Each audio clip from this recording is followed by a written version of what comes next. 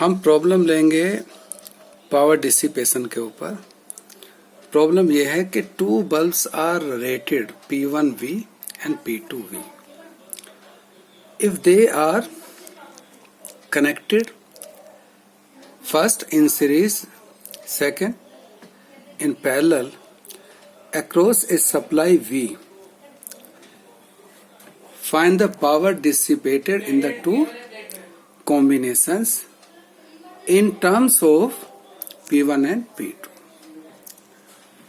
तो power rating, अगर जो रेटिंग है उससे हम निकाल क्या सकते हैं। सबसे पहले तो ये देखते हैं कि रेजिस्टेंस हम आराम से निकाल सकते हैं, क्योंकि देखिए P क्या है, V²/R। So R can be written as V²/P। It means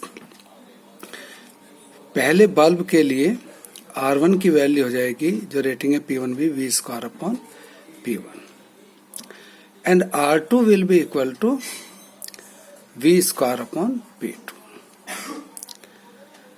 जो फर्स्ट सिचुएशन है उसमें क्या है कि सीरीज में कनेक्ट है और सीरीज में रेजिस्टेंस कितना होगा, R1 प्लस R2। यहां से हम इलेक्ट्रिक करंट निकाल सकते हैं V/R से। तो V अप्लाइड वोल्टेज है और R1 प्लस R2। अब हम फॉर्मूला लगा सकते हैं P1 पावर डिसिपेटेड I² से। I की वैल्यू रखी हमने, तो V² R1 plus R2 whole square and R1 plus R2। R की जगह हमने वैल्यू रख दी, तो ये कैंसिल हुआ, ये वैल्यू आ गई V² R1 प्लस R2। अभी जो R1 R2 की वैल्यू हमने स्टार्टिंग में निकाली दोनों बल्ब के लिए, तो वो लिख सकते हैं, वो है V²/P1 V²/P2। तो V² यहां से कॉमन आ गया, तो हम लिख सकते हैं V² कॉमन लिया 1/P1 1/P2। V² is cancelled.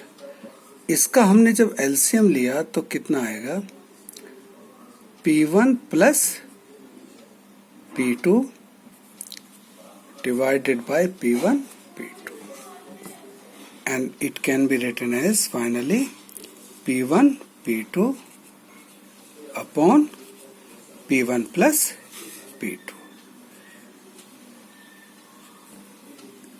अब इसको थोड़ा सा हम, चूंकि वो P1 P2 के टर्म्स में था, दोनों बल्ब्स के लिए रेटिंग में है P1, तो हम ऐसा कर सकते हैं कि इसको हम लिख सकते हैं PS सीरीज और यहां पर भी PS। तो PS जो आया वो आया P1 P2 upon P1 plus P2।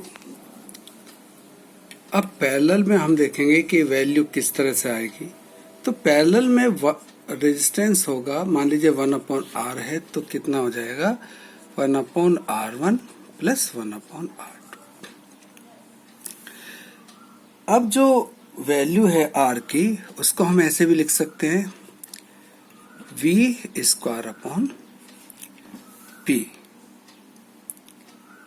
तो R अगर ये टोटल रेजिस्टेंस है कॉम्बिनेशन का, तो हम इसको ऐसे लिखेंगे कि R इक्वल टू, यहां से जो फर्स्ट एक्सप्रेशन है 1/V²/P इक्वल टू, फिर R1 और R2 की वैल्यू रख देंगे 1/V²/P1 1/V²/P2।